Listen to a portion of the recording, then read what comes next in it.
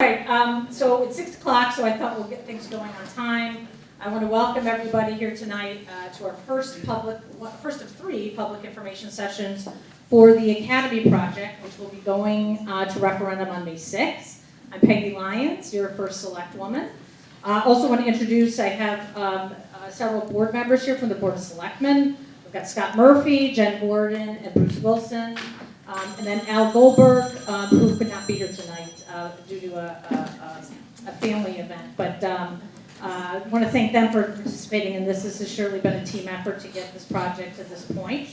And I just want to say I come before you a little bit with mixed emotions. Disappointed that we can't accomplish this transformational project that the public voted on within the budget, the original budget that was voted on in 2022. But I'm also very proud of how far we've come since it was approved, and excited to show a way forward to make it happen, using outside funding, in addition to the bonding that the public approved, grant awards that we've already been awarded, and that will allow us to deliver the building that meets your expectations. Ultimately, the decision to proceed with the community center rests in your hands, the people of Madison, where it all originally began. This has really been a community project from day one. So with that, I'm going to go through a presentation that is quite lengthy, but I try to address a lot of questions and concerns that we've had from the public. It's very similar to what you saw in 2022, and we tried to update it where things were different. And then we'll share with you some schematics and things like that that give you a better visual of what the community center is all about. And then we'll take some questions at the end. And we also have an email address that you'll see that you can send questions, because I know some people might have some really specific questions we may not be able to answer tonight. And then we'll answer those via email and post them on the website. So with that, I guess we'll move on to, this is awkward for me, I'm trying to do this a little bit more. I think this is a great visual just showing the history of the building, what it originally looked like, and where we think it can go in the future. Go to the next slide. And as I talked about, this is really a community project that has been driven by the public. And we wouldn't be here today without the thousands of hours of people dedicated their time and passion to make it to this point. And currently we have a building committee of 7 people, of some of which are in attendance tonight, including the chair. They have dedicated lots of meeting time and effort to put together a really detailed proposal, and including construction drawings and everything else, and budgets, that I think that they're very proud of the work that they've done, and I'm proud of the work they've done, and the board is. And we feel like we've got a real exceptional community center that we get to offer to the public. But this is built on work that has really gone on for over 20 years in this town since the building was closed. And if you look at that list, those were all citizen-driven committees, town-driven committees that involve volunteers. This building has been studied to death. And I go back, I look at cost estimates from 10 years ago, cost estimates from 15 years ago, ideas, housing, affordable housing, town offices. Let's move the library there. I remember that when the library referendum was going on. Why do we need to spend money in the library? Let's move it into Academy. So there was a study for that. So there has been a constant, evolution of thinking about this building. And I think one of the reasons is because people feel it has a strategic importance to the town, not only from the history of the town and how it was gifted to the town by Daniel Hand, and that proud legacy, but also its positioning within the town of Madison. This isn't off, where some of the other schools are. It's in the heart of our community. It bookends our downtown between the library and the town green. So it's not just a building with meeting spaces in it. It's actually kind of part of an ecosystem down here that drives vibrancy for our town. So I do want to thank all those dedicated people. Move on to the next slide. Why do we have to go back out to referendum? Unfortunately, the $15.9 million budget is just not going to accomplish what we wanted to accomplish. To deliver what people voted on back in 2022. And that referendum had a 36% turnout, which is typical for standalone referendums, and it passed handily by the voters. Because I think people were unified into what was really a consensus of what was be a plausible use for that building that would allow us to preserve it. Unfortunately, due to cost escalations, and we'll talk about that a little bit, a lot of it market-driven, some of it investigative-driven, as we went through the building and learned more with experts, we came out far short of what we needed to deliver the community center. And so that means we're short, around $7.5 million. Fortunately, the town was very aggressive in pursuing grants. And we talked about grants in the first presentation. I don't think any of us ever would have envisioned $7.6 million in grants. That's more than the town has ever really received on any one project. So that's a testament to the value of the project, to get both the state and the federal government to say, we want to invest in this community center because we think it's a good thing. So we have that to dip into, but we can't do that without voter approval. So the intention is to allow us to apply that funding to cover this budget shortfall. We'll talk more about that as we move forward without raising the bonding limits and not using other town funds. And I do want to highlight, the question comes up, what happens if the referendum fails? Well, unfortunately, we cannot deliver a community center for $15.9 million. So the board is going to have to, once again, go back to square one. And one of those options is probably going to be demolition. The building has deteriorated significantly. The town made an unfortunate decision back in 2011 to turn off, just to mothball the building. So once you do that, you start having a lot of structural issues, and you have deterioration, and it just continued to escalate over the last almost 15 years, to a point where the cost to try to turn it into something else is still going to be cost prohibitive. So our board is going to have to then think about that. And I will say that all these ideas have been explored in some shape or form over the last 20 years. Next slide. This is just reminding why a community center and why this is special. There's the landmark preservation piece. That's important. It's a part of our historic district. It's repurposing something it's a derelict building that's sitting there in our town, and thankful volunteers went and cleaned it up and painted the door red and tried to make it look pretty, because it was pretty sad looking for a long time in downtown Madison, seeing an empty building like that. But bringing life to it brings more life to our community. It also solves space needs for the town departments, and that was a compromise that was made with the referendum. People were concerned all this space was going to sit there empty. So we had some space needs for town departments, and we said, well, let's try to put some of that in there, and I'll show you later. It's not taking over the building. It's less than 15% of the square footage of the building is being used for town departments. But what it will do is create constant traffic all day in that building for the programming being offered by those departments. It also creates an economic engine. A lot of the programming will be a draw regionally. It'll not just be good for Madison residents wanting to attend things or participate, but it'll also draw from other communities. And we've seen that. There's been economic development studies that show these types of things can drive business and activity in the town, and it's good for the local economy. And then finally, I think I talked about that strategic location. And the strategic location is really what makes this unique. It's just not your typical community center. So if you go to the next slide, this is just to highlight, once again, that visual about bookending each end of town and why this is a special project and why this location is special for a community center. So it's not just about having a community center, it's the location and the historic nature of the building, all those combined with the community center type programming.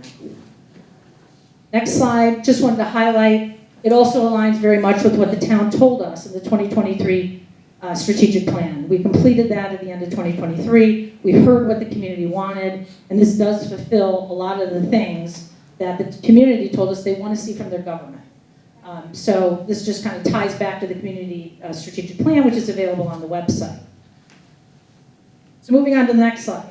I'm sorry, this microphone is just not great. So you're hearing all my breathing. But I just want to highlight there are probably a lot of people who are new to the community or maybe weren't involved or paying attention to this a few years ago. But this does have a long, long history in our town, leading to the referendum in 2022. And as I talked about before, the number of investigative committees and all that. But I want to remind people that originally this building replaced what was Lee Academy in 1884, and the land was gifted to the town. There were property stipulations that it always had to be used and known as Hand Academy, and it had to be for the purpose of educational purposes. It became a free public school in 1887, which I think is not this building, but what was on that location. And then in 1920, the town voted to consolidate 11 of 13 one-room schoolhouses. So that's how our town, this is going back a ways about how we used to educate in our town. And they approved the construction of a new Hand Academy on the site for a cost of $151,000. So I thought that was an interesting number to think about back in 1920. And then in 1935, they added 4 more classrooms and a gym. And what's interesting is that was all funded through a WPA federal grant. $45,000 the town was awarded.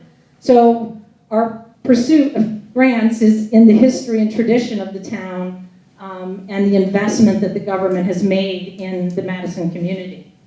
And then eventually the high school moved to Green Hill, and the town was able to get a release, I guess, from the heirs of rebuilding of using the property differently.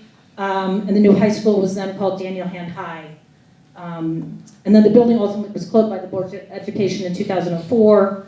And then we see there was this history after 2004 about what to do with it.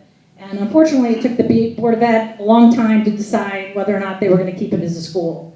And there are a lot of studies you'll see online that go back looking at how much would it cost to convert it to an elementary school again, and all this. So it has been studied to that. Moving on to the next slide. The history is more recent. After the referendum passed, we established a building committee to oversee the construction of the project, which is traditionally how we run public community projects in town. We also set up, what was unique, is the Board of Selectmen has set up an advisory committee. Because there were so many different interests in this building, we wanted to make sure that we could account for all the different user groups that wanted to use this building, that was kind of specced into things, into the building, if possible, if the budget allowed it. And so the advisory committee was established. And then we received from the state that same year a $4 million urban action grant, the largest one that the town has ever received and that was through the Department of Economic and Community Development.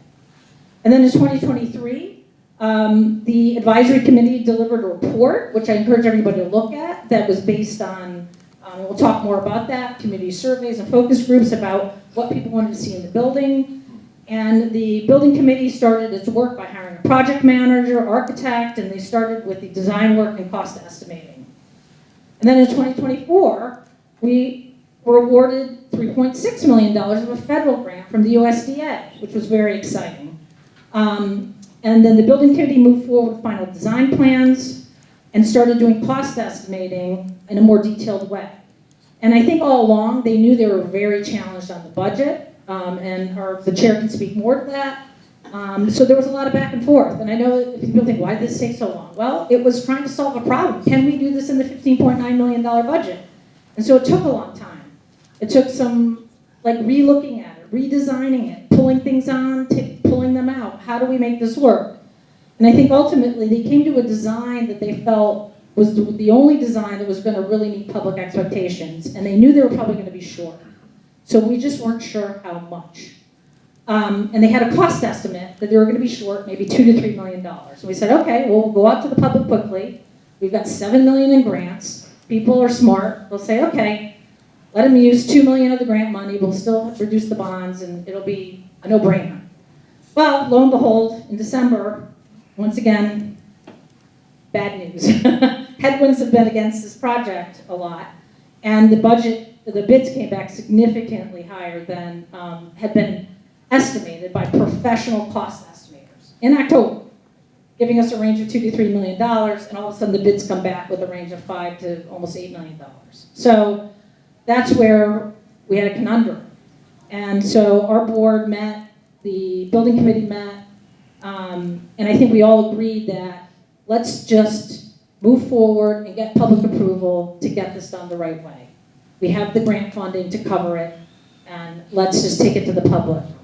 I don't think anybody felt that it was our decision to stop this. We think it's the public's decision, because this has been a community effort from day one, and the people need to decide, knowing that we're not asking to bond more money or use any capital funds from the town, but to use the grant money for the project. So I'm going to turn it over real quickly, because as we get into some of the work that's been conducted over the last 2.5 years by the committees, Bill Stableford had chaired the advisory committee, and so he'll talk for a few minutes about what came out of that community survey. So the advisory committee was formed in September of 2022. Our charge was to provide guidance and recommendations to the building committee on two things. What were the desires of the residents of Madison for the types of activities they would like to have in a community center, and therefore, what types of facility requirements were there to address and include those kinds of requested needs. Our committee was composed of 9 members. We met weekly, and we completed our report in March of 2023. Al Goldberg was our liaison to the Board of Selectmen. He was very helpful in supporting our efforts. So how did we go about addressing the needs of the community and what people wanted to see in such a facility? First thing we did was create an online survey. And for this, I want to credit John Lamoran. He was our techno guru, and he was familiar with the platform that allowed us to create the survey. Once we had the survey ready, we printed up hundreds of postcards and made considerable outreach efforts to hand these postcards out to inform the community residents that they had an opportunity to express their opinions about what they would like to see in a community center. On the postcard were both a website that they could go to and a QR code so people could fill this survey out on their iPhones. We made extensive outreach efforts. We went to town events. We were at the Madison Turkey Trot. We were at the tree lighting in December. We went to organizations' meetings. We went to local businesses. We went to school events, athletic events, art events. And we had articles in the local press informing people that this survey was available. Apparently, our efforts were fairly successful because we had 2,049 responses to the survey. And what's important to note is that we tracked the age of each individual who filled out the survey, and we covered each demographic group. The youngest people that we allowed to fill it out was 16 years old. We did. I want to credit Mr. Salutary, the principal at Daniel Hand. He allowed students to fill it out on their iPhones during school time. So we got 400 teenagers to respond. And if you look in the report that Peggy referenced, it's at madisonct.org/academy. You'll see that all the other demographic groups were proportionally represented. We had 20-somethings, we had parents with young children, 30s and 40s, we had middle-aged and seniors, and they were all proportionally represented according to the demographics of the town. The general survey results, you can see on the slide there, what people rated as most important were arts and entertainment. This included music, theater, dance, painting and drawing, photography, ceramics and pottery, and crafts. People expressed vast interest in taking lessons. 1,045 people wanted to take cooking lessons. 775 wanted painting and drawing lessons. 643 wanted ceramic and pottery lessons. 562 music lessons. 550 photography lessons. 503 dance lessons. People, this generated a lot of interest. People were excited. The comments on the survey indicated that people were very enthused at the time about this. The second highest rated category was community space. Keep in mind, this was fall of 22, early winter, January of 23, shortly after the COVID pandemic closed down. People expressed a strong desire for a gathering space. People wanted to be together, to come together, just a place to hang out. Strong interest in meeting spaces for community organizations. There's apparently always been a shortage of space for people to meet on a regular basis. People expressed interest in holding private gatherings, celebrations, birthday parties, other kinds of events. Business and exhibit space. This could be a big revenue generator along the way. Interesting, people also indicated they want outdoor access to public restrooms downtown. So this is a facility that could provide that. Next is sports and recreation. You name it, people want it. Exercise and fitness classes, very strong interest. Everything else under the sun, pickleball, basketball, all these were mentioned. Table tennis, pool table, a lot of people want a climbing wall and volleyball. Now, not all of these are going to be possible, but these are the kind of things people were looking for in a community center. Second to last is activity rooms. People want a youth social space. I'll get to the teens in a minute, but just, again, a gathering space.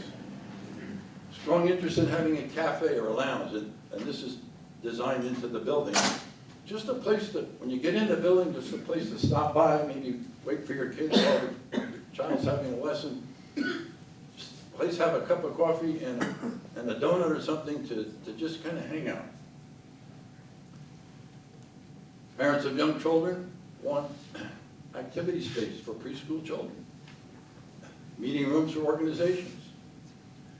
Here's a big one. This is important. People want multi-generational connections. Places where all ages can be together, from young children all the way up through adulthood to senior citizens. So there's a mix.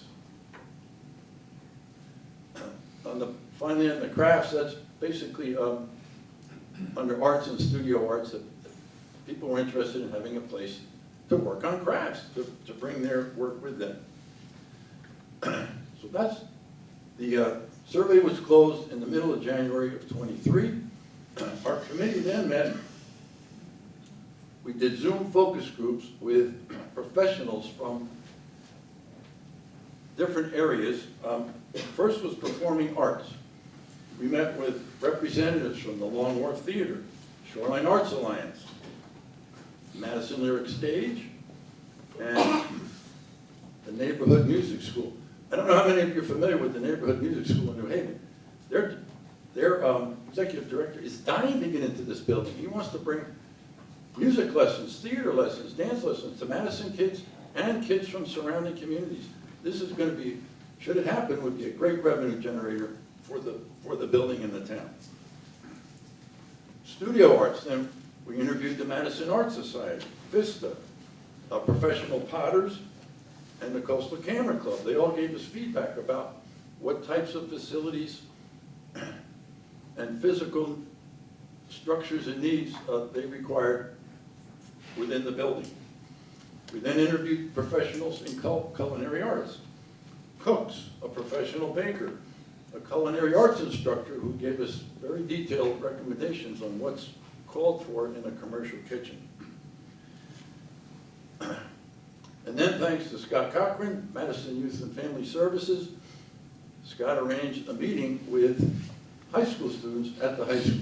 We met with 40 young people who were designated as student leaders with the administrators. And what the young people would like, not surprisingly, is a dedicated teen space, which can be accommodated. They want comfortable seating, they want food available, Wi-Fi. They said if you make it too much like school, it won't be real attractive. So I kind of got a kick out of it. They said, well, we would like a dedicated teen space with no adult supervision. We'll see about that. And the other thing they requested was a school bus drop-off, of course, and recreational activities. So, again, we got a lot of input. Everybody who gave us input, again, there was a lot of enthusiasm and excitement about this. This goes back a few years. I know things have gotten held up a little bit, but one last comment I'll make is,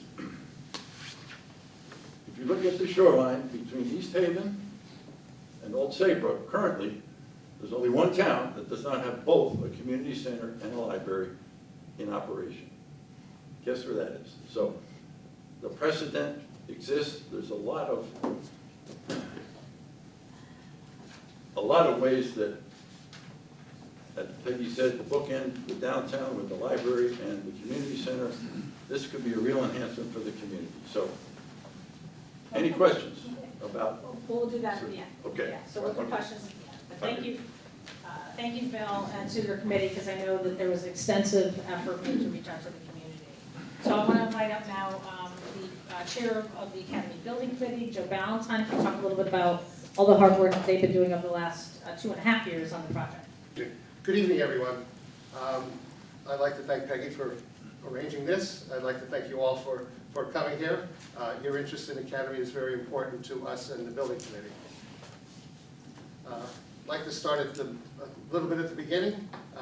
We've been around town for a while, not down to the 1800s. We're not quite that old, but we were here when our children, two of our children, went to school at the Academy building, when it was open as a school. And one of the things that I remember most about that is the level of activity that surrounded that school when it was open, when there were people coming and going. It was a hub of activity. There were PTA meetings, there were games at night, there were meetings in the afternoon, things going on in the weekends. It really was a center of activity for that section of town. And of course that spilled over to the rest of the town. People just coming and going in the downtown area. Of course I remember the parades probably most of all, but there was always a Halloween parade that started or left at Academy. So when I was called to actually come and be on this committee, I was delighted. This was going to be an opportunity to revitalize that section of the town. And it was and I could be part of it. I was very happy with the people the Board of Selectmen selected a very strong group of people. That's an advantage of being in Madison. They're very talented people who are willing to work on the committees. Our first phases of our meetings were we were very excited, we anticipated the building opening. However, we found very early on that the amount of funds that we had as a budget was not going to make the building that we had hoped or that was promised to the committee. So one of the things we did is we took the geothermal out, which was like $1 million piece. We had a study done, and the geothermal had about a 35 or 40-year payback, which was kind of unacceptable in a building, especially in an older building. We then went through many iterations of trying to get the building estimate to build the building down to the $15.9 million. We had a lot of, what do you get for $15.9 million? And in every case when we did that, and we probably did 10 or 15 different scenarios. In every case, it wasn't the building that the town had, wanted, the town that had voted for as part of the referendum or in 2022. We finally got, to get to the end a little more quickly, we finally did get to the point where we said, we're going to come up with, and this is the building committee, we're going to come up with an estimate, a budget estimate, that gives the town what it approved at the referendum. That was the one, that was the scope that we sent out for bid earlier this year, earlier in 2024. And we were surprised. We were surprised that we could be so far off on the actual bid price from what we expected. But it's an older building. It has a lot of things that are unknowns, and the people who bid on it bid beyond what we thought was a reasonable number. We then consolidated the numbers from the bids, from our estimates, from unspent money, and we came up with the number, number that of approximately 24 million that we're going to be talking about today. So there were a number of questions, or if you question how did we come to it, we came up with it from using actual numbers from the bids that we received in earlier in 2024, and also the estimates of other things that we did not, that weren't a part of bid, and things that were that we could escalate, we escalated, and things that we wanted to add, we actually had to put a number in. So without going to all the detail and all the numbers, that's how we came to where we are, and we're here to listen to the town. So maybe just to highlight the next slide, just talks a little bit briefly about this original design concept and what's different now. You want to spend a second? One of the most important things we had to design was we had to decide in the design was actually the first thing there, that the accessible level, it's a ground level entrance with an atrium and an elevator. That was when you start at the level of at grade level, you don't need any stairs to go up. So that that made ADA compliance a lot simpler, rather than trying to get every every entrance to be ADA and have a ramp. That we had one entrance that was at the center of the building with an elevator that took you up one level or half a level to the main entrance, sort of the lobby and the cafeteria or the cafe area, and then up into either up to the top level where or down to the lower levels.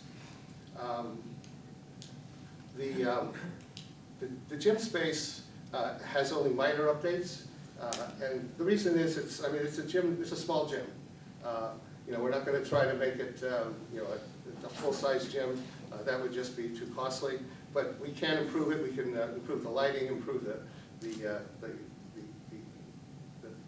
floor so it's level. And we also use that. We're using that to abate. There's asbestos tile in the gym, and we're going to abate we're going to take out the asbestos tile and the asbestos adhesives. The Madison Youth and Family Services and clinical space, upper floor and lower floor. Upper floor for the people who are doing the conference work. If you're actually meeting with doing clinical work, that's on the lower level, and it's designed for privacy. A concession stand, as I said, will be at the right as you enter. The youth hangout area again is on the first level. A commercial kitchen is right now it is still in the design, but a commercial kitchen would be much more useful than just essentially a cooking kitchen. And additional rooms for general use, and that's what Bill was talking about, just places for people to gather. We did because we took the geothermal out, we had to do a full replacement of the mechanical, electrical, and plumbing. So we had to design a new area, a new heating and cooling system, which the architects did. There are structural repairs that we needed. The real surprise was the replacement of the septic system. The existing septic system turned out, which goes under the baseball fields. The soil there was inadequate to handle a new septic system. It was not, it could not be, so we could not use the old septic system. Turns out the only place the place where it was most likely that we were going to be able to get the proper drainage for the septic system was underneath the current playground, which is a little bit of a surprise at the academy school. So the community playground is going to be moved closer to the school, so it'll be adjacent to the entrance to the building. Lots of exterior work in the lighting and upgrades to the exterior to make and some of the renderings you'll see really enhance the exterior space, and it's going to make it a gathering place for the town. The removals, the geothermal I mentioned, and the penthouse. The penthouse was 500 square feet, and in a 50,000 square foot building, we just didn't need another 500 square feet.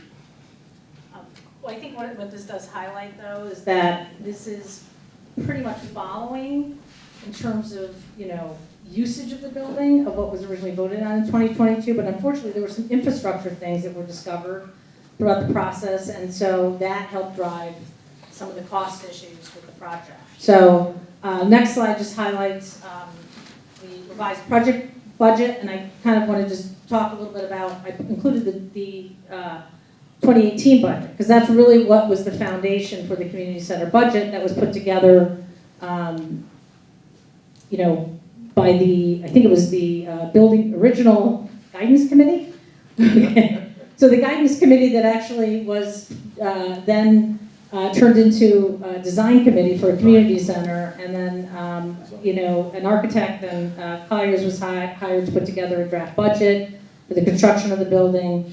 So it originated in 2018. The intention was to take this project to referendum in 2020. So many of you may recall that, but then, and it was going to be also bundled with the school plan as a question on that standalone referendum in 2020. Lo and behold, COVID hit. And so the town said, you know what, we can't really focus on, long-term investment right now. We just need to see how we're going to survive as a town, how we're going to manage through the pandemic, and what's going to happen to our community as a result of the pandemic. So the Board of Selectmen then unanimously decided to table any referendum, and basically we waited a year to have that conversation again. We started up the conversation in 2021, and that's when we took the old 2018 budget, sat down with our advisors and said, okay, obviously there's been some changes, what do we do? And there was an update that was made to the budget that was recommended by our advisors, and that was the number that essentially the board opted to take to referendum with some minor modifications, including the addition of some of the town departments in the last proposal. So that budget went to referendum, and then now you'll see the current proposed budget. And that budget has been developed by the building committee that is based on the construction bids that were received in December. And I think people feel, the numbers are pretty solid. There's still going to be surprises. There's no building, so more contingencies have been built into the budget to account for that. But there's also been a lot more work and investigation since the 2018 budget, because we've had engineers and experts walk through it, architects. So we know more, so there should be less, more certainty, but we're still dealing with an old building. And so that was one of the reasons to try to beef up some of the contingency. So the next slide just highlights, I think people have seen this that have come to public meetings. We can't forget the extraordinary inflation the construction market has seen. I know people don't want to address it, but it's the reality that we're living in. And if you look at the timeline here about when the original budget was put together then the referendum budget, and then where we are today. We are not alone. There have been other towns that have had to go out and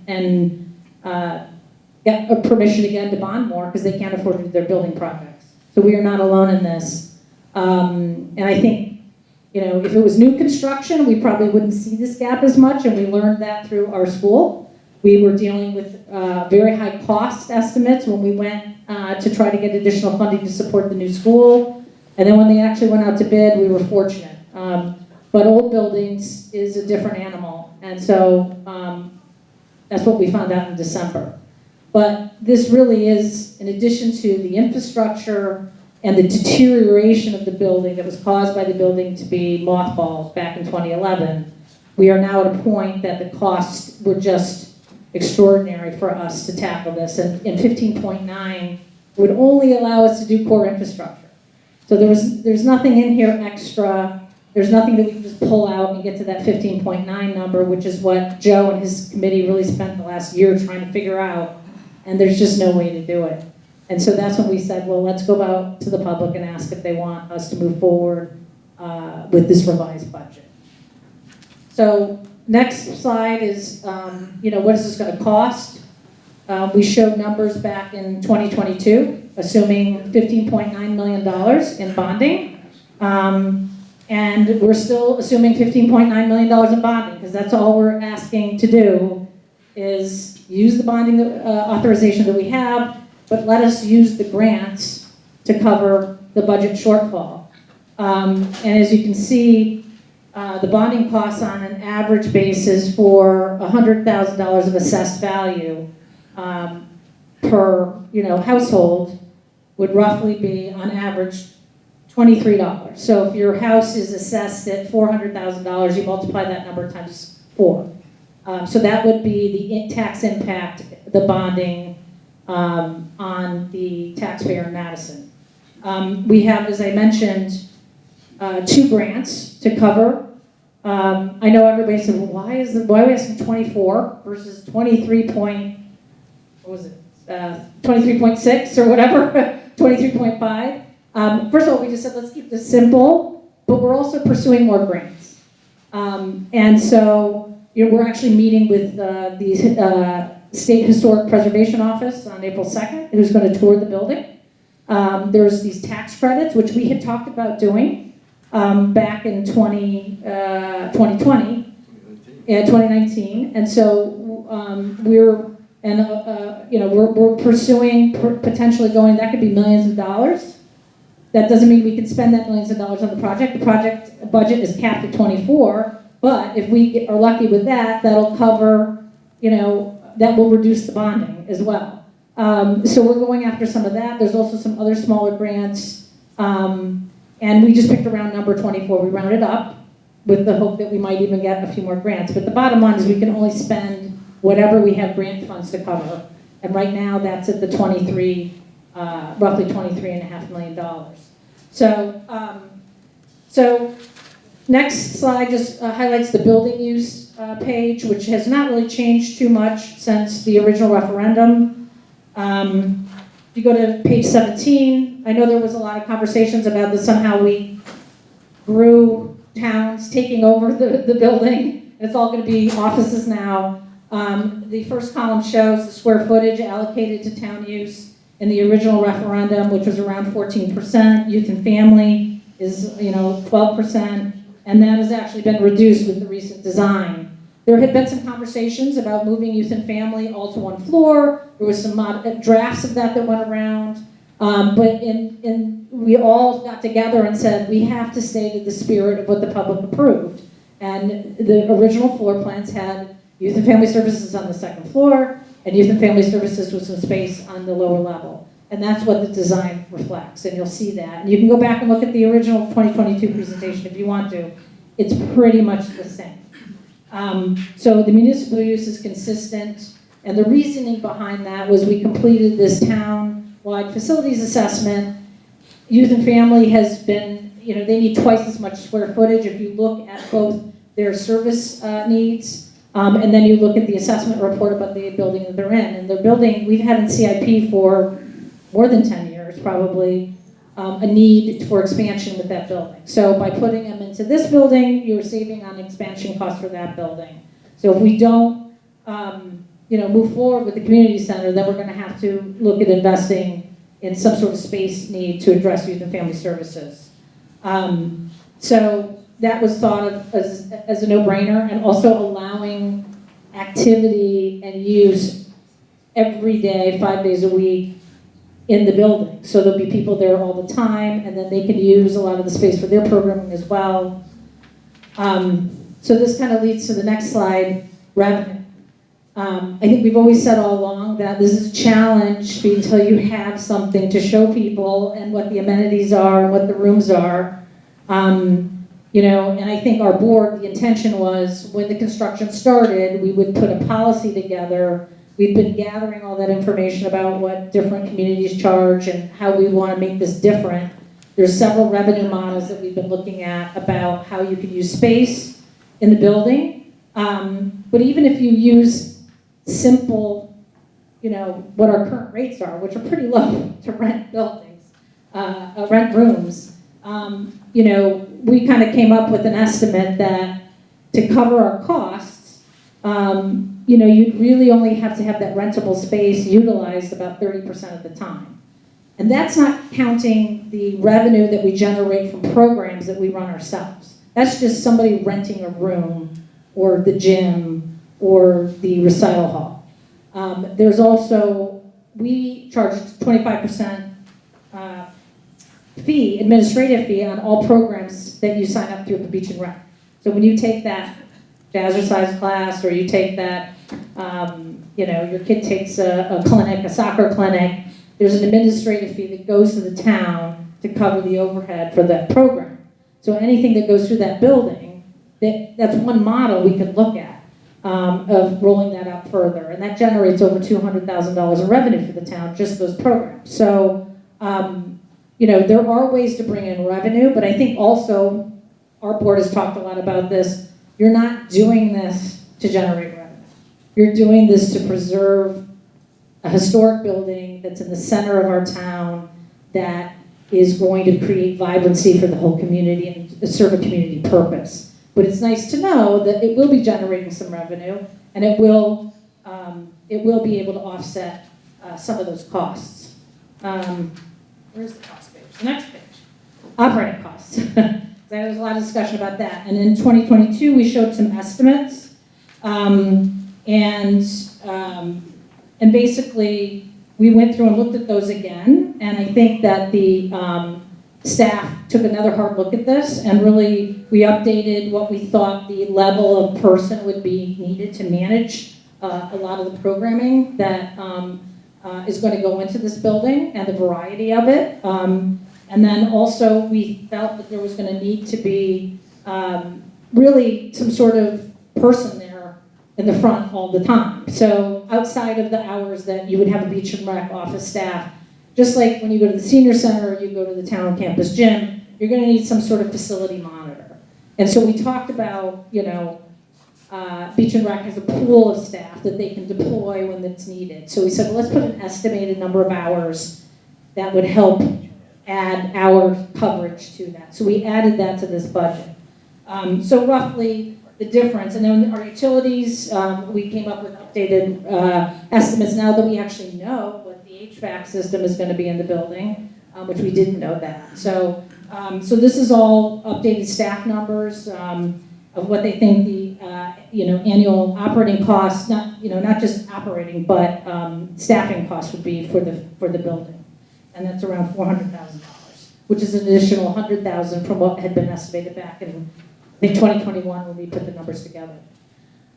Next slide is what happens if it fails? We get that question a lot.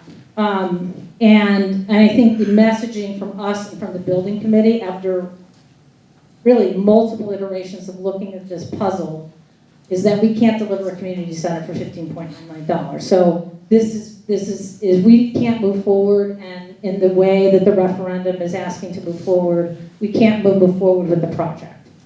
And so we spent about $1 million, on architects, engineers, studies, whatnot, getting us to this stage. We have grants that we'll likely lose if we don't move forward with the community center project. I'm probably 90% sure that we'll lose those grants. So we will lose out on $7.6 million. We have about $6 million in bonds that have already been issued and earmarked for this project. We'll have to talk about options for that. We've already started talking with bond counsel. Can we redeploy those? Can we use them to pay on debt? So that's going to be a conversation. We'll have to figure out what we're allowed to do. Keep in mind, these are tax-exempt bonds. We made representation to investors and prospectuses, so we can't just do whatever we want.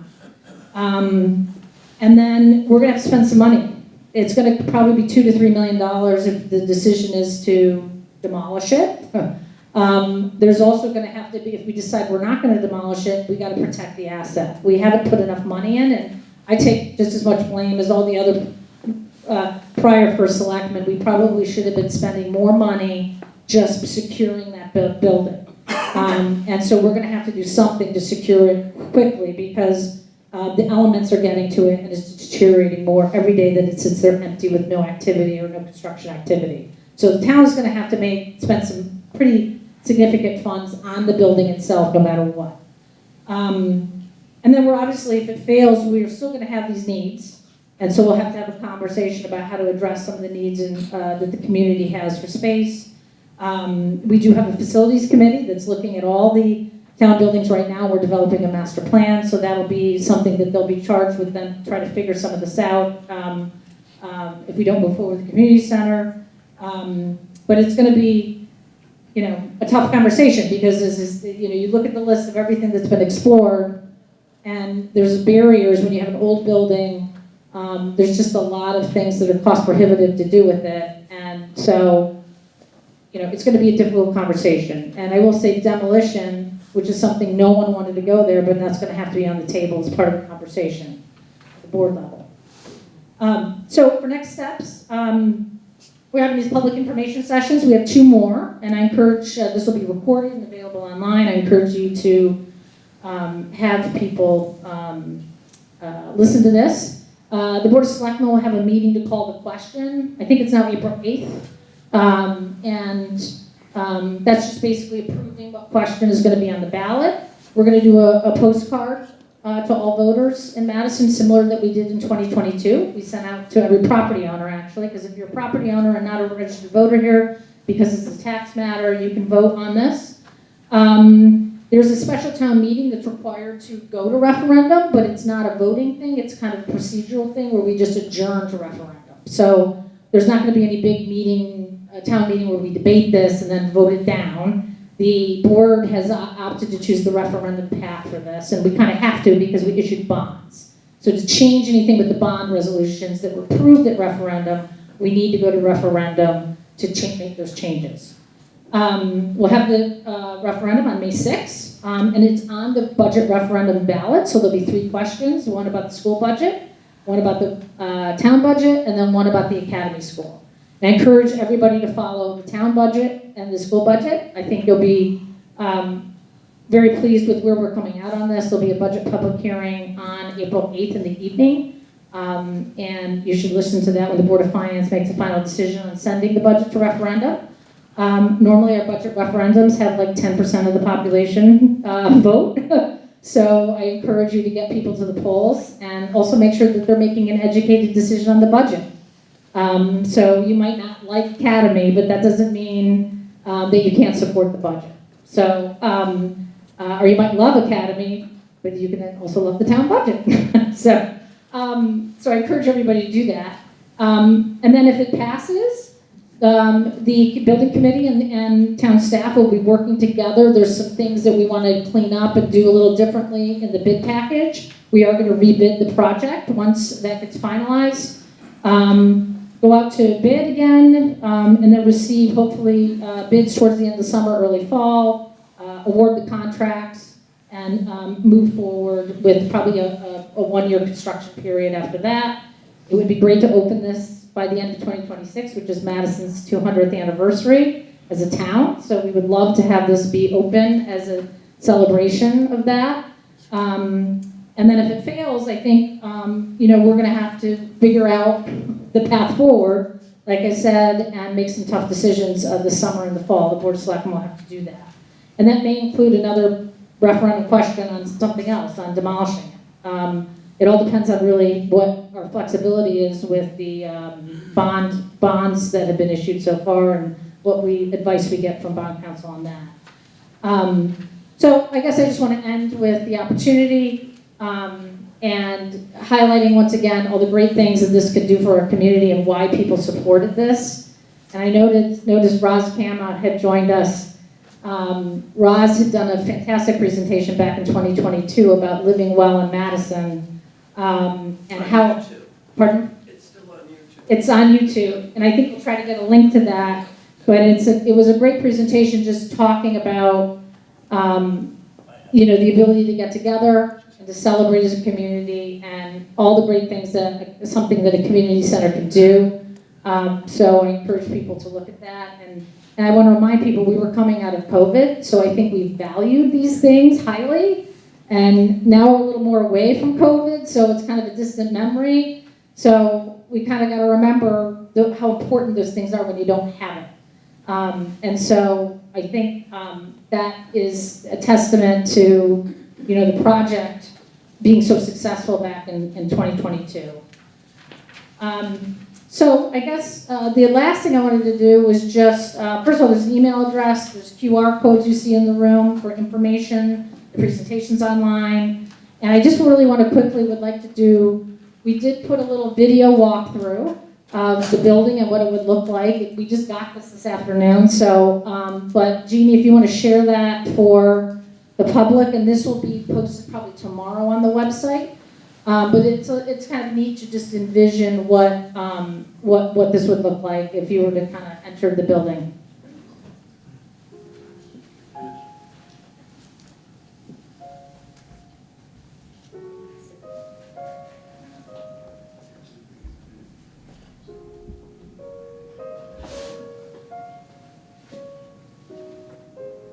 Not for me, I need you to show me, not mine. Just hit enter. See, hit enter. Try that. It worked before.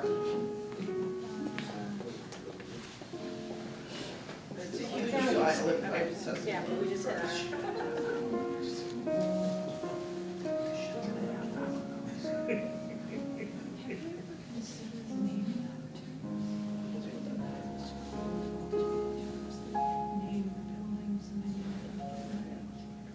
We'll try to put some music to this or something.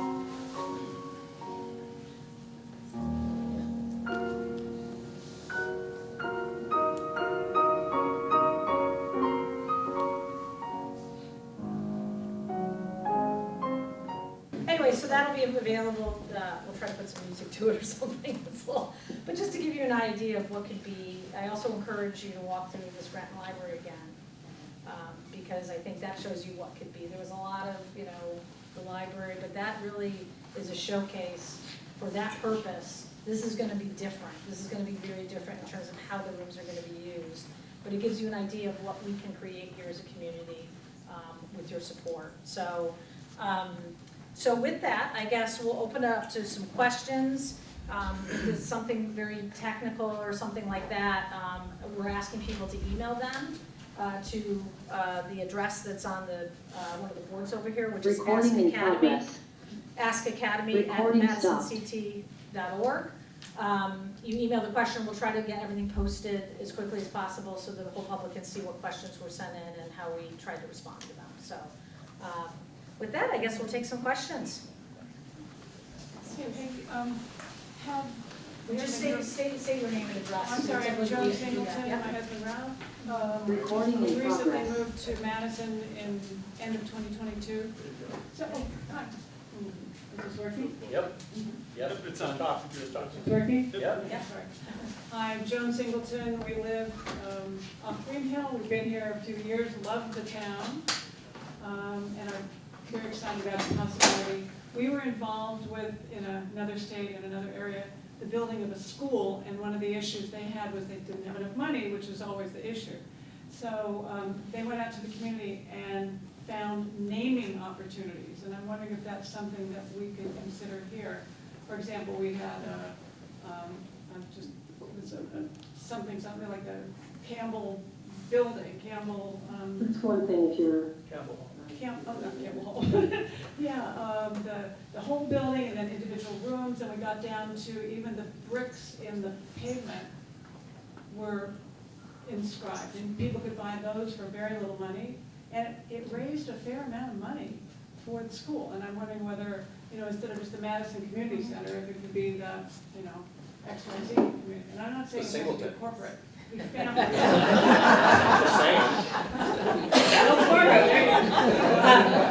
No, one of the things we made clear in this is that we will be seeking donations. There'll be, certain things that we would love to fundraise for. The project is capped at $24 million in terms of total spend. So any donations and grants that exceed, will start reducing the bonding. So we can only spend a certain amount of the project. So, but yeah, there are opportunities, I think, to offset we did talk about like the pavers. That's an expensive part of this project. Some of the, it's beautiful. So is there a way to do some sort of other program to help offset that a little bit, to raise money? And then some of the maybe upgrades that might be included in things. So yes, that's something we're talking about and want to explore. Any questions? Yeah? So, I don't wanna like stick a wrench in anything or anything, but I'm just wondering if it passes and if we start my name's Wendy Schoen, I live at 194 Bartlett Drive. If it passes and we start construction and, if there's cost overruns, is that what you call it, when it ends up costing more than 24 million? You said we can't spend more than 24 million, then what do you do? So normally projects have a top end of the budget, and then you have contingency built into this, so we put in a larger contingency. There's also things that you can do to value engineer it down. The problem with this is we couldn't value engineer from 24 to 15.9, right? Core infrastructure, big design decisions drove that construction budget to a much larger number. But there's a lot of other things in the budget that if we really we'll find out when we get the bids back, can we value engineer it down and make some changes to it to keep within the $24 million budget. Plus the contingency is there in case there's other unforeseen things that are found in the building. Yes, please, yes. Yes, Jack Reynolds. I'm wondering, are there conditions or constraints associated with the grants and with Doge around these days? Is there a possibility that they wouldn't survive? So we were, to be honest, if we had this conversation in January or February, I would have been like, I don't know. But since then, we received a letter of obligation from the USDA for our funds. So we have an obligation letter, which means this is a reimbursement process that we go through. But there's no other conditions except the condition that you have to it has to be the same purpose, right, the building. That's part of, which is kind of normal with federal grants. So we couldn't, like, 5 years from now, decide to sell it or something like that. We'd have to pay the money back. So that was the main restriction that was in the federal grant. We're also only able to use the federal grant for what they call soft costs. So that is more furnitures, fixtures, and equipment, and then advisory fees, bonding costs, consultant fees. And to be honest, they guided us to do that because if we use the federal grant for the construction, we would have been then subject to the BOBA, Build America, Buy America Act, which does have an inflationary component. So I can't even imagine the inflation if you'd had to apply that. Although I will say, a lot of what's going into this project is locally USA sourced anyways, but you end up finding, you know, it's a laborious process to go through to certify that. And I think that we knew we had enough of the soft costs. It's a much cleaner process to go through that reimbursement process, and it's a little simpler than trying to embed it in the construction. So for the federal grant, what's the funding department? USDA. No, I mean for the big grant. There were two. Yeah, oh, the other one is the state, and that's through the Department of Economic Community Development. That was through an urban action grant, which comes from state bonding. And so they're there, and that will help, that will be used towards the construction costs. We can use that for whatever we need to use it for. And the restrictions on that is they do need to, we have certain things that we have to follow, which is typical with the state grant. We're more familiar with that than we are with the federal. So there are some things there as well with the state grant, but it's not as restrictive as the federal. It has to be on the soft costs. Any other questions? Yeah. Yes, please. Hi, I'm Ann Harvey-Flanders. Thank you so much. A great presentation and all the work everybody's done. So I'm just trying to, so the overall concept of the building is roughly a third for arts and entertainment, a third for community space, and maybe a third for exercise and sports. Is that generally how you see it? Plus children and family services. Yeah, I mean, I think if you looked at the square footage, the gym is obviously a big number, and the recital hall is the bigger pieces of the pie. But yeah, it kind of breaks down. The beauty, though, is flexibility, right? Right. So you could rent the gym out for a business expo, or, you know, we were talking about you could bring the farmer's market in during the winter and have it in the gym, right? So you could use that for other purposes as well. Sure. Great, thank you. And I think the beauty is it covers all demographics as well. There's something in this, and this is why I think people supported it. Everybody saw a value to them, whether you're a senior, a family, a kid, you know, you saw value of what you could use this building for because it serves multi-generational purposes. Any other questions? Sure. Thank you. I'm Jim Love, I live on Linden Lane. If we go to referendum and it passes, then we go to bid again? We do, yeah. And so if the bid is $28 million, what happens then? Where do we end up? I mean, at that point, I think we can't proceed. We have a cap on our budget, just like we're stuck here now, right? And so then I think, you know, the board will, you know, I don't know if any of us want to go 3 times to referendum to try to get the budget increase. So Nope. I also think that the good thing about the budget that's proposed, it's actually based on market bids, you know, it's not somebody estimating. So we feel we're a lot closer. And then I do think that there are some, our town staff and the building committee thinks there are ways this could be packaged better than was done before. Just because before, they wanted a menu of options, right? Because they knew that their budget was constrained. So the way they went and put the bid package together, it created like a vast array of options. And that was hard for the construction market, I think, to price out. It's gonna be very tight now and very specific. So we think we might possibly do better this time, but I just want to be honest and transparent. We're in a, you know, I just got another text alert that Donald Trump has put 25% tariffs on all cars now coming into the US. So I just think what happens in the next couple of months is still, we don't know. I think all we can do is focus on the knowns that we have and the information we have and go forward and let the public vote. It almost seems like everything, let's use the eggs for example. You know, eggs, when you did this before, eggs were $2.99, now they're $11.99. How do we think that a year from now we're gonna get, or whenever the referendum comes up again, and how are we gonna get a bid when steel is supposed to go up 25% and everything else? It almost doesn't, to me, it doesn't make sense. It almost looks like that's not gonna happen. The other thing, if I could just ask, the referendum is on May 6th.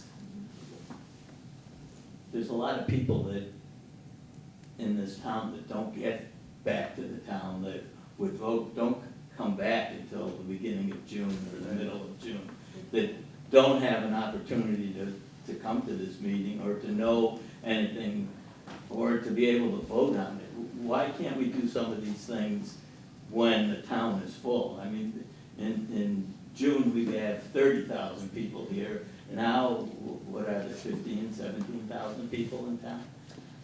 So I think that this is always the big debate, right? And I think the town has to proceed with what works for the project. And we need to get the decision on this. And there was a lot of pressure to put it on the May 6th ballot because it's budget referendum day. So if people aren't engaged enough to vote on the town budget, I just think you have to put a stake in the sand, right? So this, you can get an absentee ballot. And that's why we're sending the postcard out. And these sessions will be available And online, these will so be anybody can available see it. online. I So we can just share it. think, Yeah. just like we were looking for Yeah. people to give an opportunity of 30,000 people, we got 2,000 of them back. 1/5 of them were students, 18 or less, not that they should not be considered, Yeah. but, you know, they have a whole different idea of how to run the town. I'm not so sure that I know how to run the town either, but like, we're putting a lot of credence on some of that stuff, and I think we need to divide it up and get more of the town people involved and get the message out to people. It's important and we're spending a ton of money. There's just way too much money on a building, in my estimation, that should just come down. If we were developers, we wouldn't be building that building again. It belongs on the ground. Start all over. One thing we're doing is sending out a postcard also, Yeah. and that's what we Yeah. did prior to the Right. 22 Yeah. referendum as well. We need to, just like in November when we're trying to get people out to vote, we need to get people out to understand what's happening here and how expensive this could be. And- That slide that showed that it's only $400 and some thousand, that's a lot of money. You know, run a business and figure out where you're gonna come up with $400,000 a year. It's a lot of money to. So I we mean, can't I just hear you have poo-poo. a lot of, I think we're doing the best we can to get information out. I think the timing of the referendum, with November, municipal elections, we get 40% turnout. Presidential election, we had 80 or 70s, in the 70% level usually. So people, if they care and are engaged, will come out to vote. And so we are gonna do a lot to push out the information. This has been a topic, if anybody is on social media, you know this has been extraordinary topic number one on social media for a long time. So there is a lot of engaged people. I understand you have your personal opinions about it, and you can share, you know. I'm sorry to Yeah. share that. No, Yeah, no, it's that's good. fine, It's and we It's all wanna good. hear that back, and those are all valid concerns. You know, the reality is that this is the opportunity for people to vote again on it. It's a do-over, really, and, which is unfortunate, because we don't typically do that, but we don't see a path not to do that, and we want the public to have the final say. So, And when it comes to spreading the word as well, that's where we need all of your guys' help as well. There's articles in the paper, there's announcements on the town website, it's shared on social media. As Peggy said, we'll be sending out postcards, encouraging people to come out either to vote in person at the referendum or to apply for an absentee ballot. But you guys know your friends and neighbors and their communication styles, and, you know, so talk to your neighbors, talk to your friends when you're at the coffee shop. Remind them that these are options, because we're trying our best to get the information out there, and unfortunately, we just sometimes can't seem to touch everybody. And I would love it, I would absolutely love it, if we could ever get a 100% turnout for any vote. I mean, that's what's so special about our form of town government, is that we really get a lot of say, but it only works if we all participate. So that's what we need. We need the participation, and we need neighbors and friends reminding the community that this is important. I so, agree. I know we want to take some questions online, so first time questions here, and then we'll go to online, please. Yeah. John Matthews, Yeah. 59-year resident, Yankee Glen. Because I have one big question. what happens if a referendum doesn't pass? Is there a game plan? So we talked about that earlier, that the board is gonna have to look at a range of options, and one of those is definitely gonna be demolition, because we feel that there's not, we don't have a budget to complete something that's gonna be functional for the town. So it's really gonna have to be a conversation about, do we sell it? We've already been through the housing exercise already, and because of all the cost issues that we've seen in this project, I don't know if housing is really a real option for it, but we're gonna talk about that. We're also gonna have to start putting a budget together, either for demolition or preservation, or I guess what is it, securing it, while we go through this process, so. But it won't be a community center. It won't be a community center. So, and unlikely, it's not gonna be, offices or anything for the town, because the infrastructure that we need, the 15.9 doesn't pay for the heating, the roof, all the fundamentals that you need for it to be a functioning building. We just don't have enough money, so. There was one other hand raised. Ernie, over to My you. name is Ernie Okay, McCord. yes. I'm also on Linden Lane. I may be the dark sheep in this room. When I came to Madison years ago, it was our dream to come here. I think my taxes was $8,000. Today it's close to $16,000. As a senior citizen, I vote pretty much on keeping my costs down. And taxes going up is a real struggle for a lot of senior people and a lot of individuals in this community. So when I'm looking at your school, I hear the hard work all of you have done, the years you put into this, and the types of things you're doing to the community. If Plan B on page 20 has to occur, you don't have to destroy this building. There are factories and buildings and facilities all over Connecticut that are falling apart, and they're brought back to restoration, and they're just beautiful. And this building could be the same thing, but it's done because of private people.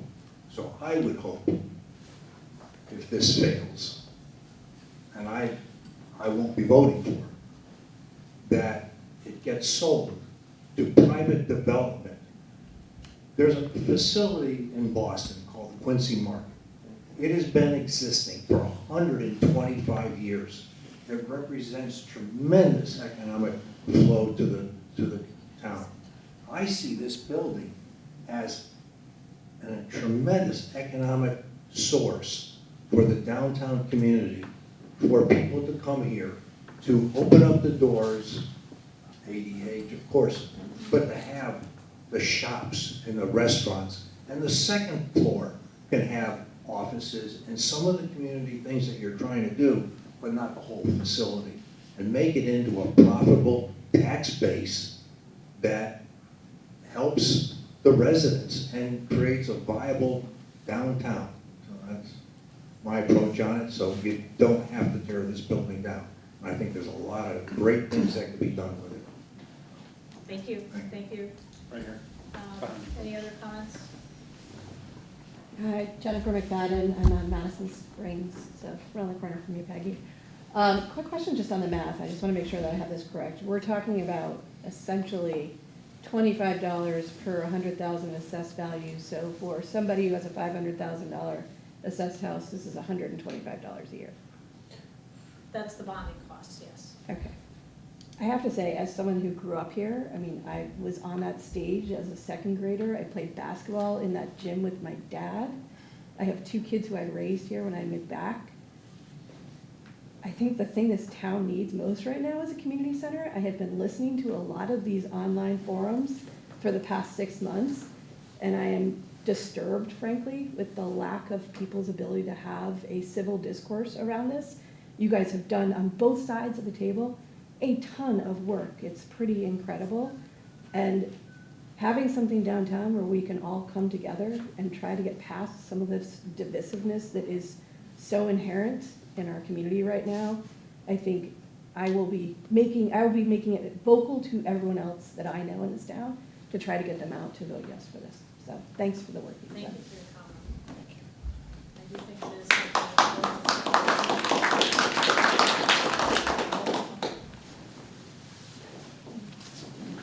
Thank you. As you heard, Joan and I have been here for 2.5 years. Some of you people have been here for 15 years. You've raised kids in this town. The thing that was amazing to me is we come from a state that has the 5th largest economy in the world, not in the United States. California does that because they're playing the long game, not the short game. A lot of states hate them for that. What I've noticed here about Madison is a beautiful town.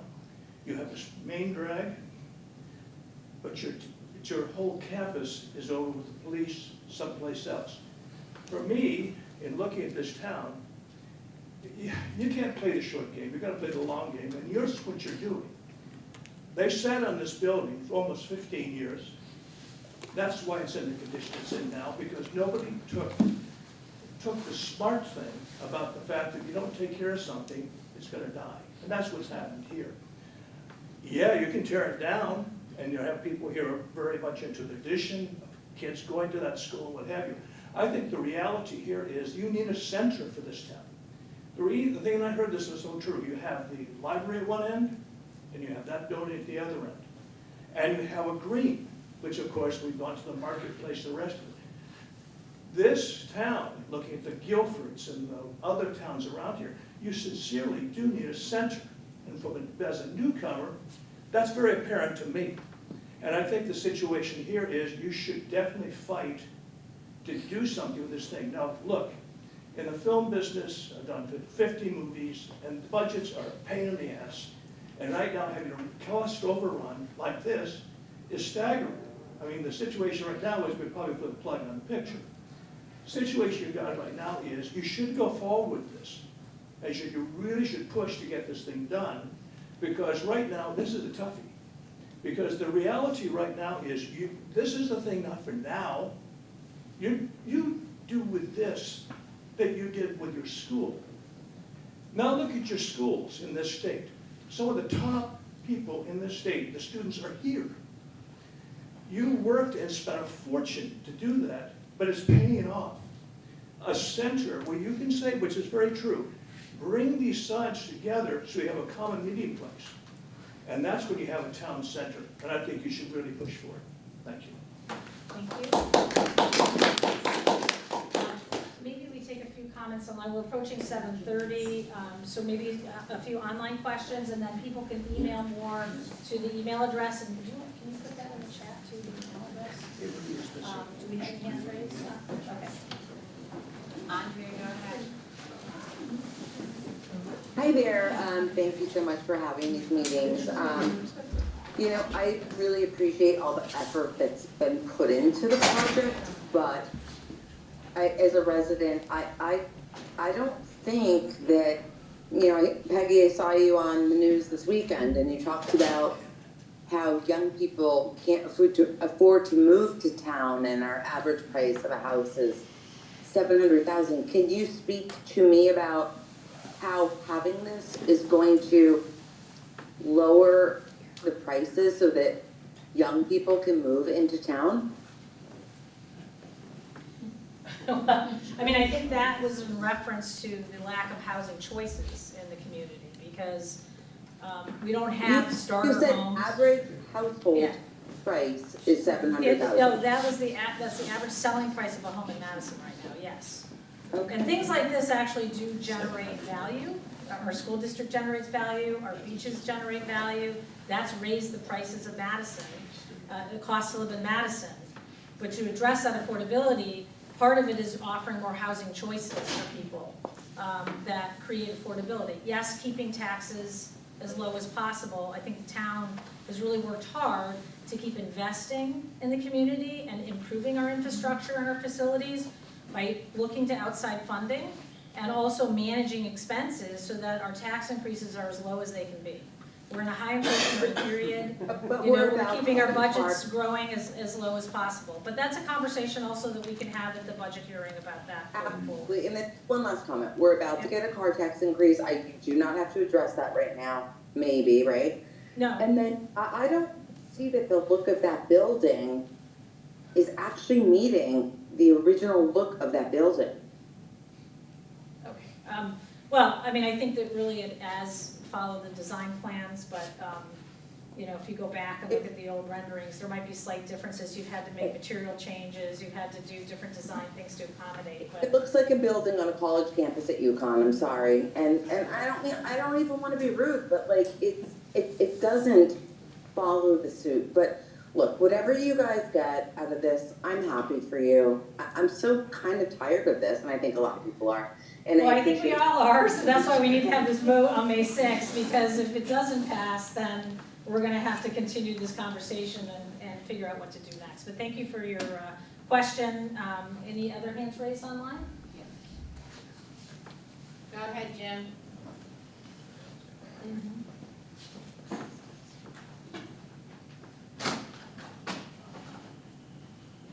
Hi, it's Jim Schmaltz. When you were going through the building information, I noticed that it just had conduits for the lighting and sound for the theater spaces. I know the bids came in for the basic systems at 1.2 million. Is that included in your 24 million? Or has that been cut from the budget?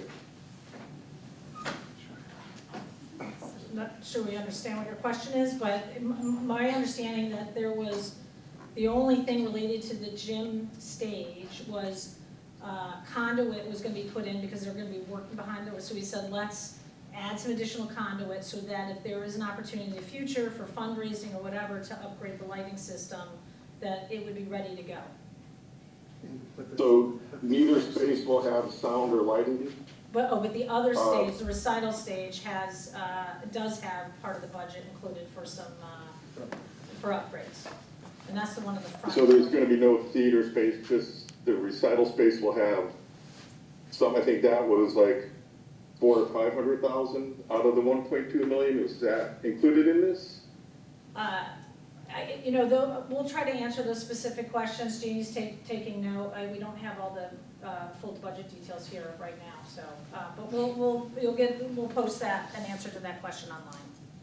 Any other I think hands it would be raised? good, like in the next one, if you could go room by what's actually gonna be in each space.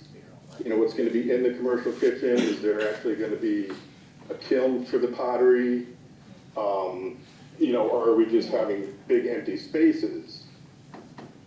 You know, so I think that would be important for everybody to know what we're getting and then what, you know, future fundraising we'll have to do to fill the building. Yeah, I mean, we can list out certainly what the FF&E package is included in that. That's what that would be. Any other hands raised? Yes. Alex? Hi, good evening. This is Alex Province from 917 Boston Post Road. Am I coming in clearly? Yep. Great. This may be my last public comment as my nearly 50 years as a resident in Madison is ending. But I'd like to echo some comments that were made earlier. As someone who went to academy myself, as did my siblings, I think all of us, of all different generations, have an obligation to protect and preserve our heritage. Academy is just such an integral part of the identity of this town. It goes back so far, has affected so many of us, and the thought that the argument being used as a senior, when you look at the numbers, 5 years at $500,000 is, you know, for a cost, average cost of a house, is $850. It's the thought that someone would be thinking to vote no on this for that kind of money that has the impact that this has on so many people and will have on so many future generations is just asinine. Moreover, when Connecticut looks back at buildings that we've lost, I wish I had a time machine to go back and ask, what were people thinking? And this is my opportunity to be asking, what are people thinking? that for $850 over the course of 5 years, you would be voting no on something so important to the history of Madison. I hope people can find ways of maybe cutting out cell phones or television or other things they don't use. But please, save this building for all of us and for all of us that will come and that call Madison home and will call Madison home in the future. Thank you for having this, and I hope people spend a minute to really think about what we're arguing and what we're discussing and the importance of all of this. Have a good night. Thank you. Thank you for your comment, and I know we're kind of reaching the end of the session. There are a lot of people. So we'll take these last two, I think, and then we'll cut it off. There's an opportunity to email questions to us, and then we have 2 more information sessions, so people are welcome to come back. Take these last 2. Dana? Yes, hi, can you hear me? Yep. Hi, this is Dana Schmaltz from Jonathan's Landing. I just wanted to point it out amongst the other expenditures coming down the pipe. $105 million for a facilities building. You know, that's a pretty big chunk of money too. And I wonder if we're, putting any money in the coffers for that. What's that looking like?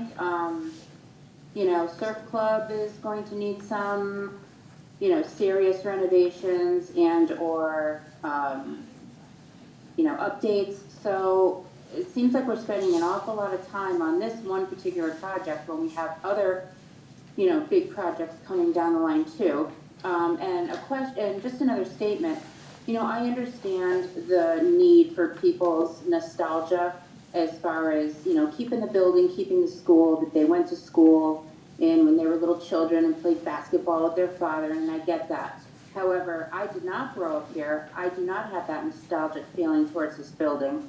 And however, I do have more nostalgic feelings for like the surf club, and I feel like the facilities manager building needs more attention than this does at this point. So, I'm just pointing out the things that could be coming down the pike, and I do hope that that is being taken into consideration with all of these expenditures coming up. So that's really my only point tonight. And thank you very much for taking the time to listen.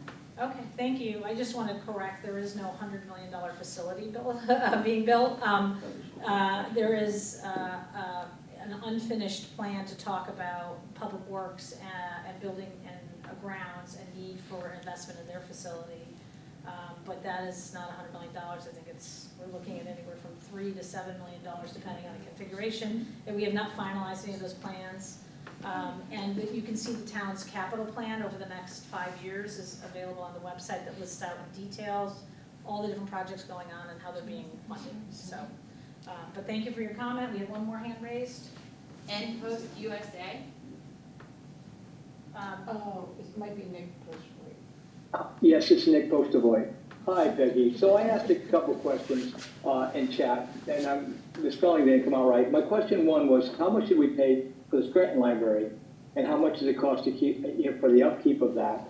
And then next, I really would like to see actually a whole picture of all of the projects that we are putting forth right now. I know the school is like 89 million, then the raising of one of the buildings is supposed to be included in that, and I've heard maybe it's not.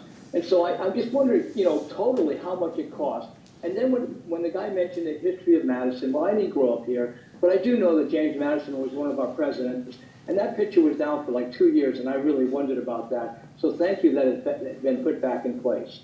That's the end of my comments. Thank you. Okay, you're welcome. All that information that you're requesting is would be in the budget. And then also if you look at my budget hearing presentation, it lays out the amount of debt for each of the different projects, as well as the library budget is available online. So those are all things that are included in the budget and they're available online. The library costs $15 million, Yeah. 9 from the town, 6 from private fundraising. Okay, so I think with that, I want to thank everybody for coming out. I know this is a tough one, and I'm asking people to be really thoughtful and think about it, and we're going to try to get everybody's questions answered. And remember to vote May 6th, and get all your friends and families and neighbors to vote as well. But only once. up.